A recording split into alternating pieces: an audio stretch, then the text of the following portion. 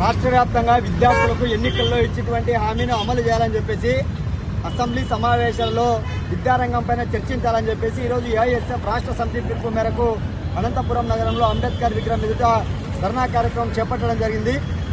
ప్రధానంగా రాష్ట్ర వ్యాప్తంగా వేలాది మంది డిగ్రీ, ఇంజనీరింగ్, పీజీ పూర్తి చేసుకున్నటువంటి విద్యార్థులు ఫీజు రియంబర్స్మెంట్ రాక, ఉద్యోగాలు వచ్చినా వెళ్ళలేక, ఇవాళ పై చదువులు చదవలేక ఇళ్లలో ఉన్నటువంటి దయనీయమైనటువంటి పరిస్థితి ఈ రాష్ట్రంలో నెలకొంది. మన ప్రభుత్వం అధికారంలోకి వస్తేనే 100 రోజుల్లోనే విద్యార్థులకు ఏ కష్టాలు ఉండవని చెప్పినటువంటి ప్రస్తుత విద్యాశాఖ మంత్రి 6,400 కోట్లు విడుదల చేయకుండా గత అసెంబ్లీ సమావేశాలలో ప్రకటించినటువంటి 600 కోట్ల రూపాయలు కేవలం ప్రకటనలకే పరిమితమైనవి తప్ప నేటి వరకు కూడా విడుదల కాకపోవడం బాధాకరం. మరి తక్షణమే పెండింగ్ లో ఉన్నటువంటి 6,400 కోట్ల ఫీజు రింబర్స్మెంట్ బకాయిలు విడుదల చేయాలని చెప్పి మేము డిమాండ్ చేస్తున్నాం. ఇవాళ ఉన్నత చదువుకు శాపంగా మారినటువంటి జీవో నెంబర్ 77 రద్దు చేయాలని చెప్పి మేము ప్రధానంగా డిమాండ్ చేస్తున్నాం. ఇవాళ రాష్ట్ర వ్యాప్తంగా మరి ఖాళీగా ఉన్నటువంటి బోధనేతర సిబ్బంది పోస్టులు మరి యూనివర్సిటీలలో ఖాళీగా ఉన్నాయి. వాటిని భర్తీ చేయాలని చెప్పి మేము అడుగుతున్నాం. ఇవాళ దాదాపుగా మీ ప్రభుత్వం ఏర్పడి సంవత్సరం పైగా గడుస్తా ఉన్నా కూడా నేటికి రాష్ట్రంలో దాదాపు 8-9 విశ్వవిద్యాలయాలకు ఇన్ఛార్జ్ వైస్ ఛాన్సలర్ కొనసాగిస్తున్నారు. మరో ప్రధానమైనటువంటి అంశం యూనివర్సిటీకి సంబంధించిన వైస్ ఛాన్సలర్ నియమించడంలో ఒక రాష్ట్ర ప్రభుత్వం ఒక సర్చ్ కమిటీ ఏర్పాటు చేసింది. మరి యూనివర్సిటీకి వైస్ ఛాన్సలర్ నియమించడానికి ఆ సర్చ్ కమిటీలో ఎవరు ఉండాలా? మరి సెంట్రల్ యూనివర్సిటీ ప్రొఫెసర్లు లేదంటే పేరుగాల్సిన ప్రొఫెసర్లు ఉన్నా కూడా ఇవాళ ప్రైవేట్ సంబంధించినటువంటి మరి గీతం యూనివర్సిటీ ప్రొఫెసర్లను సర్చ్ కమిటీలో నియమిస్తున్నారు.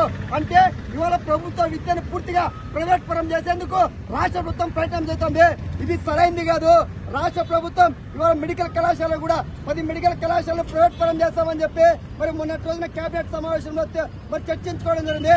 ఏఐఎస్ఎఫ్ గా ఇదే మరి ఎస్కే యూనివర్సిటీలో మిమ్మల్ని ప్రశ్నిస్తే మీరు ఉన్నత చదువులకు శాపంగా మాటువంటి జీవో నెంబర్ 77 రద్దు చేస్తామన్నారు.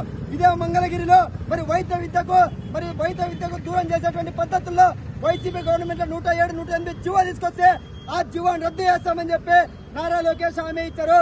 ఇవాళ మీరు ఎన్నికల్లో ప్రతిపక్షంలో ఉన్నప్పుడు విద్యార్థి తల్లిదండ్రులకు అనేక హామీలు ఇచ్చి వాళ్ళ కత్తెనెక్కిన తర్వాత సంవత్సరం అవుతా ఉన్నప్పుడు మీ మంత్రులు, మీ ఎమ్మెల్యేలు, మీ ప్రజాప్రతినిధులు వాళ్ళకు సంబంధించినటువంటి నాయకులకు చైర్మన్లు, డైరెక్టర్ పోస్టులు ఫిల్ చేసేదాని మీద ఉన్నటువంటి శ్రద్ధ విద్యారంగంలో విద్యార్థులకు సమస్యలు తీర్చడంలో ఎందుకు రాష్ట్ర ప్రభుత్వానికి లేదని చెప్పి ఏఎస్ఎఫ్ గా అడుగుతున్నాం. ఇప్పటికైనా కూడా మరి నిన్నటి రోజు నుంచి ప్రారంభమైనటువంటి అసెంబ్లీ సమావేశాలలో ఏదైతే విద్యార్థులకు ఎన్నికల్లో హామీలు ఇచ్చారో ఆ హామీలు అమలు పరిచేందుకు రాష్ట్ర ప్రభుత్వం మరి ప్రయత్నం చేయాలని చెప్పి మేము ప్రధానంగా డిమాండ్ చేస్తున్నాం. మరొక ప్రధానమైనటువంటి అంశం ఇవాళ ఏ సమావేశాలలో ముఖ్యమంత్రి గాని, విద్యాశాఖ మంత్రి గాని రాష్ట్ర లోటు బడ్జెట్ ఉంది, డబ్బులు లేవు, హామీలు అమలు చేయలేకపోతామంటున్నారు. ఇదే మీ సభలు సూపర్ 6 అంటూ, సూపర్ హిట్ అంటూ ఆ సభలకు వెచ్చించినటువంటి ఖర్చు విద్యారంగానికి ఇచ్చినటువంటి హామీలు అమలు చేయకూడదని చెప్పి ఏఎస్ఎఫ్ గా అడుగుతున్నాం. అసెంబ్లీ సమావేశాలను మరి చర్చించి విద్యార్థుల సమస్యలు పరిష్కరించకపోతే రాబోయే కాలంలో ఏఎస్ఎఫ్ ఆధ్వర్యంలో రాష్ట్ర వ్యాప్తంగా పెద్ద ఎత్తున సమరశీల పోరాటాలు నిర్వహిస్తామని చెప్పి రాష్ట్ర ప్రభుత్వాన్ని హెచ్చరిస్తా ఉన్నాం.